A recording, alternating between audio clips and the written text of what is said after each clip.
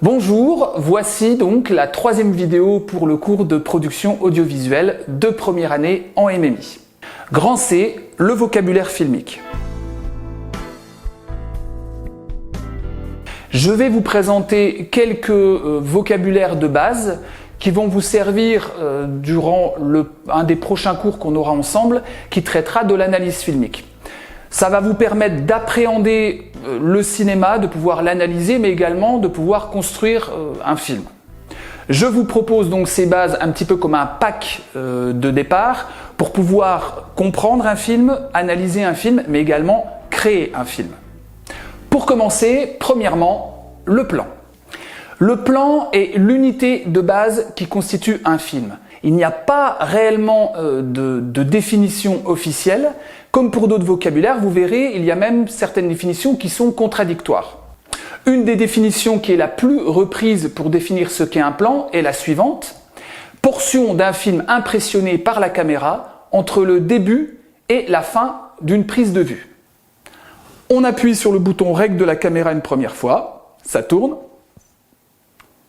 On appuie une deuxième fois sur le bouton REC de la caméra, ça s'arrête. Donc dans la définition basique de ce qu'est un plan, on va dire que c'est ce qu'il y a entre le début et la fin de cette première prise de vue. Toutefois, je mettrai une petite subtilité à cette définition, dans la mesure où avec les nouveaux outils de production audiovisuelle, en particulier l'informatique, je préférerais définir un plan pour ce qui est de ce que l'on va choisir dans cette prise de vue, que je vais appeler un rush. Et dans cette prise de vue, on va sur le logiciel poser un point d'entrée, un point de sortie, I et O, in et out, et c'est ce qu'il va y avoir entre ces deux portions qui va constituer ce que j'appelle et ce que beaucoup appellent un plan. Deuxièmement, les différentes composantes d'un plan. Il existe un grand nombre de composantes d'un plan. Sans vous faire une liste exhaustive, on pourra parler de la durée, de l'angle de prise de vue, du cadrage, de l'échelle des plans, du mouvement ou de la fixité d'un plan, ou encore de la profondeur de champ. On peut ajouter à ça également la situation du plan dans le montage, mais aussi la qualité de l'image du plan. Par exemple, le contraste, le grain, les textures utilisées, la colorimétrie, etc., etc. Premier élément que nous allons voir ensemble dans ce qui peut composer un plan, c'est l'angle de prise de vue ou les angles de prise de vue. Il existe trois grands types d'angles de prise de vue que vous connaissez déjà, que vous avez déjà même utilisés. Premièrement, dans l'axe de l'objectif sur un plan horizontal. En clair, c'est exactement le type de plan que vous êtes en train de regarder tout de suite. La caméra est à hauteur de l'œil, c'est le cas de ce qu'on appelle donc un plan ordinaire. Deuxième type d'angle de prise de vue, c'est la plongée. L'axe optique de la caméra est dirigé vers le bas. Le spectateur domine ce qui est filmé. D'une certaine manière, on va un peu écraser le sujet filmé, on va l'amenuiser. Ça peut être utilisé pour donner une sensation d'infériorité. On peut donc en tirer des effets psychologiques ou symboliques. Troisième type d'angle de prise de vue, la vue en contre-plongée. L'axe optique de la caméra est dirigé vers le haut, fréquent quand il s'agit de montrer par exemple un monument, une tour ou quelque chose qui est très haut, ou en tout cas qu'on veut présenter comme très haut. Il est possible donc ainsi d'accentuer un effet de majesté, l'effet filmé donc paraît dominer. C'est très utilisé dans les films de super-héros par exemple. Deuxième composante, l'échelle des plans. L'échelle des plans correspond à la grandeur des êtres animés, des objets ou des éléments qui sont représentés dans l'image par rapport à la taille de celle-ci. Donc elle ne va pas dépendre de l'agrandissement de l'image, mais elle va donc traduire le rapport de proportion qu'il y a entre le cadre et le sujet. D'une manière générale, on peut dire que l'échelle des plans va jouer sur la distance, va focaliser ou au contraire va diluer l'attention. Quand il s'agit de personnages, elle va permettre soit de mettre en intimité, de mettre le spectateur en intimité avec le personnage, ou encore, à l'inverse, de s'en éloigner. Il est donc possible de privilégier des aspects émotionnels ou, dans certains cas, simplement de communiquer des informations que seuls les protagonistes peuvent voir ou encore que seul le spectateur pourrait observer. Cette échelle des plans, vous regarderez dans le détail les documents que je vais vous joindre à ce cours, est constituée d'un certain nombre de vocabulaire que vous avez déjà entendu. Plan américain, gros plan, très gros plan, etc. Troisième composante d'un plan, composante très importante, il est question des mouvements de caméra. Il existe une multitude de mouvements de caméra différents. Ces mouvements vont permettre de faire comprendre les diverses situations aux spectateurs et aussi de contextualiser ou de décontextualiser les éléments dans la diégèse du film. J'y reviendrai un peu plus tard. Pour commencer, le plan panoramique. Un plan panoramique est donc un mouvement de rotation de la caméra sur un axe. Par exemple, si durant une scène, un personnage découvre un lieu, une salle vide, on va donc effectuer un plan panoramique pour expliquer aux spectateurs ce que le personnage est en train de découvrir. Je vous propose, pour illustrer ce plan panoramique, un exemple extrait d'un film qui s'appelle Easy Rider. C'est un film américain qui est réalisé par Dennis Hopper, que vous connaissez sans doute, en 1969. C'est un excellent road movie réalisé avec très peu de moyens. Et donc, on a un plan panoramique assez spécial puisque l'on va visualiser à tour de rôle tous les personnages qu'il y a à ce moment précis dans le film.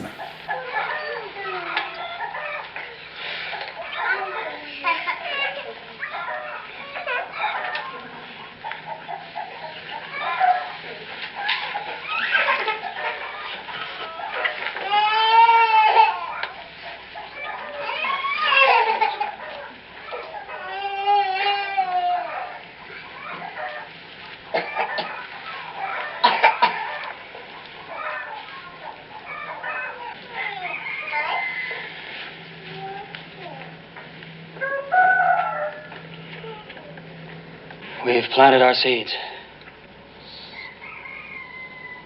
En clair, c'est le balayage de l'axe optique de la caméra suivant un certain angle que l'on va décider. D'ailleurs, cet angle-là va définir, on va donner un nom à différents types de panoramiques. Nous avons le panoramique horizontal qui, comme son nom l'indique, donc va créer un panorama sur l'horizontalité du décor.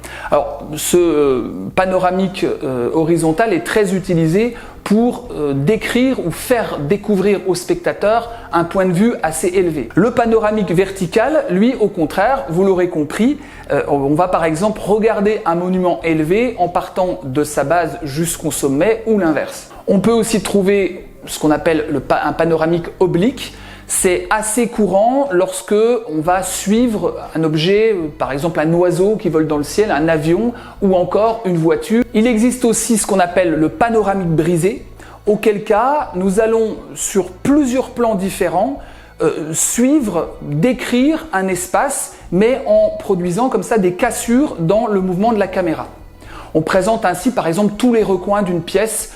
C'est assez courant dans les films d'horreur, dans les films fantastiques, enfin tous les films où on va donc comme ça explorer un lieu en utilisant le système du panoramique. Ces panoramiques, on peut les classer suivant l'objectif qui est recherché, qui est visé par le réalisateur. On peut avoir des panoramiques d'exploration, c'est-à-dire des panoramiques qui vont en général être assez lents et qui vont montrer tous les détails d'un décor. On va, comme son nom l'indique, explorer un endroit à l'aide d'un panoramique. On peut avoir également donc comme fonction du panoramique le fait d'accompagner quelque chose, un objet, un personnage, une voiture, donc un véhicule en général, etc. Autre fonction qui peut être recherchée en utilisant un panoramique, c'est le panoramique rapide. En clair, c'est une sorte de balayage où on va passer comme ça d'un objet à un autre assez rapidement, où on va passer d'un personnage à un autre assez rapidement pour expliciter une situation particulière dans l'histoire. En général, le panoramique induit un point de vue fixe qui ne colle pas nécessairement au mouvement des objets qu'il filme. On peut, alors ça va dépendre un petit peu du contexte, le lire comme une sorte de regard qui va être posé, une sorte de regard témoin dans le cadre d'une action quelconque dans un film. Voyons également un autre mouvement de caméra que vous connaissez, c'est le travelling. Je pense même que vous avez déjà utilisé ce type de mouvement, tout simplement lorsque vous filmez avec votre téléphone et que vous avancez comme ça vers quelque chose, c'est un travelling. On verra que ça peut porter un autre nom, un peu plus loin dans le cours. Le travelling implique donc un déplacement de la caméra dans l'espace. Donc en gros, c'est un petit peu à l'opposé du panoramique, vous allez donc avoir la caméra qui va se déplacer dans l'espace. Par exemple, ce qu'on appelle le travelling latéral. Prenons l'exemple d'une caméra qui va être placée dans un ascenseur et qui va filmer à l'extérieur de cet ascenseur, dans un ascenseur vitré, comme dans certains films d'action. On va donc avoir une caméra qui va se déplacer du bas vers le haut. Ça peut être également une caméra qui est placée dans une voiture ou qui est placée sur une voiture qui filme une autre voiture, comme vous pouvez le voir sur les vidéos qui sont derrière moi.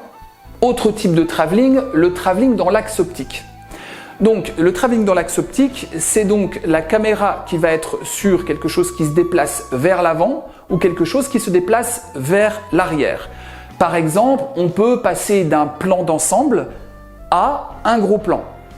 Attention, il ne faut pas confondre ça avec le zoom, c'est pas du tout la même chose. Nous allons revenir au zoom un peu plus tard. Enfin, pour terminer sur les différents types de travelling, les principaux différents types de travelling, on a donc le travelling d'accompagnement et le travelling d'exploration, entre autres. Ce sont des travelling qui vont viser à suivre un sujet, accompagner, explorer, montrer, faire comprendre une situation bien particulière. Vous pouvez les rapprocher de ce que l'on a dit tout à l'heure sur les panoramiques, panoramiques d'accompagnement, panoramiques d'exploration, c'est le même principe, sauf que dans ce cas-là, la caméra est mobile. Le zoom. Au sens strict, le zoom désigne un type d'objectif spécial à focale variable. C'est-à-dire que la caméra n'est pas déplacée, mais on va donc obtenir des effets de travelling dans l'axe, comme je vous ai expliqué juste avant. On va pouvoir aller vers l'avant ou aller vers l'arrière. Pitié, ne dites pas dézoomer, pitié. Les caractéristiques d'un zoom optique font que plus on s'approche, plus la profondeur de champ diminue. Est limité. C'est-à-dire qu'en gros, plus on va s'approcher vers le visage de quelqu'un qui est un peu plus loin au début du plan, on va s'en approcher et plus on va être vers ce visage, plus l'arrière-plan sera flou. Ça va engager quelque chose, un point de vue émotionnel et esthétique. C'est très utilisé dans le cinéma. Ça permet d'extraire le sujet filmé de son environnement, de rentrer par exemple dans son intimité. En quelque sorte, ça permet d'accéder à l'inaccessible. On peut rentrer comme ça dans l'intimité du sujet qui est focalisé. Ça permet également dans un film à ce qu'un personnage puisse regarder quelque chose d'autre discrètement alors qu'il est en train de parler à une personne par exemple. La caméra subjective. Le cas de la caméra subjective est assez particulier. Comme son nom l'indique, ce mouvement subjective la caméra, c'est-à-dire qu'il va transformer la caméra en sujet. Pour être un peu plus précis, on va dire que la caméra va se transformer un peu en regard du spectateur.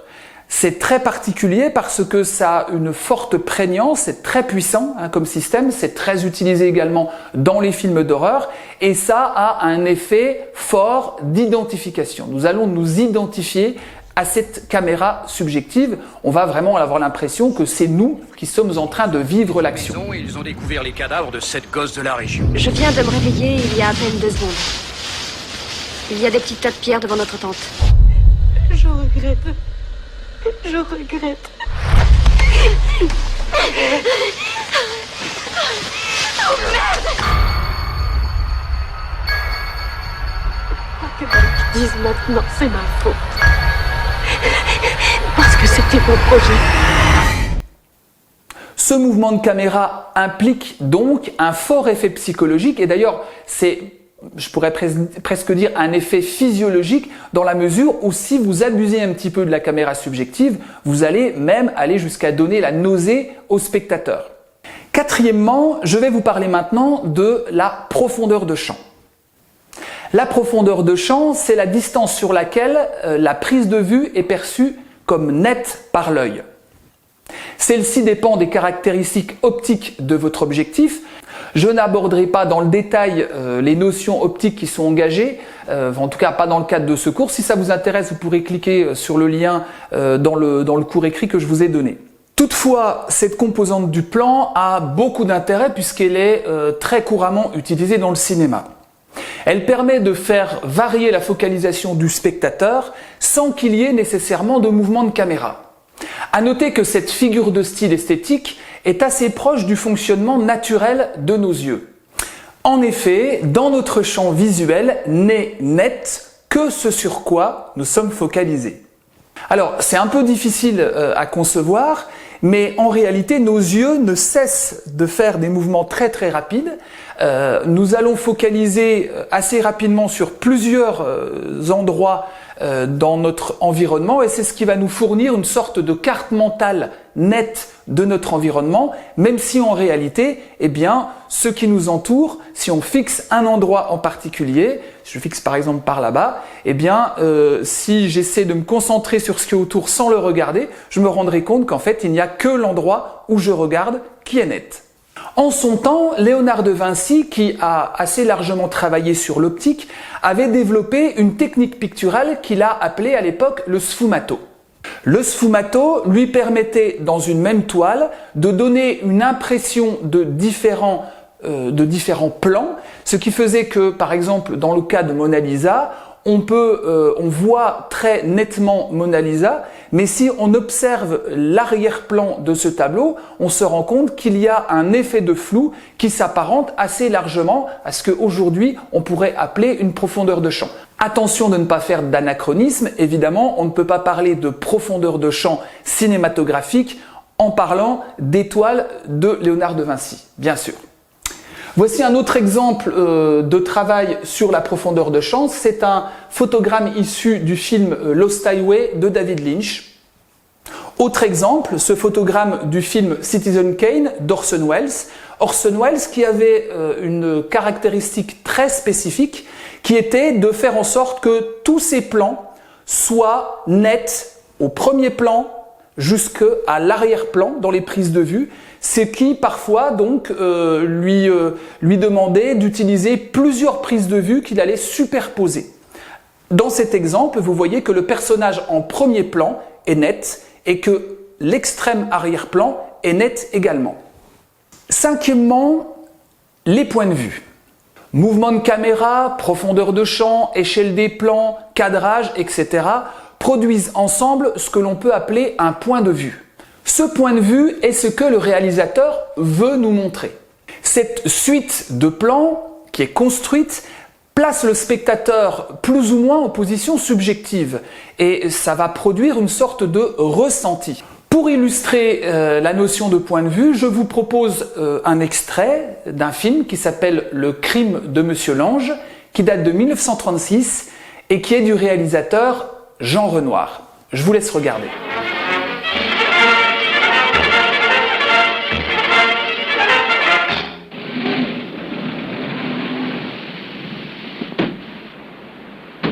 Eh ben voilà l'endroit, vous voyez, c'est pas formidable. Mais la patronne fait très bien la cuisine. Alors là-bas, vous avez les dunes. Derrière les dunes, la frontière. Et la frontière passée, c'est la liberté, comme on dit. Merci beaucoup. Vous avez fait la meunier, c'est chic. Ça m'a fait faire une petite balade, quoi. Allez, au revoir.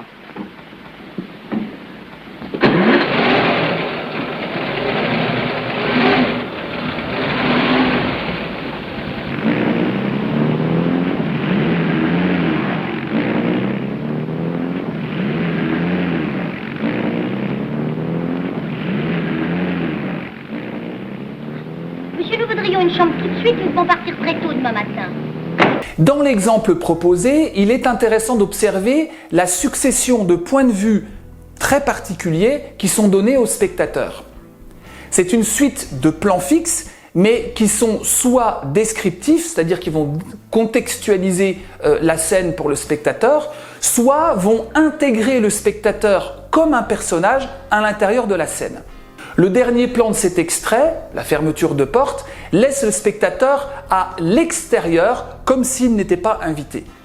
Nous verrons plus loin dans ce cours que cette notion de point de vue peut être abordée beaucoup plus largement, en particulier au sens narratif, mais également au sens politique et idéologique.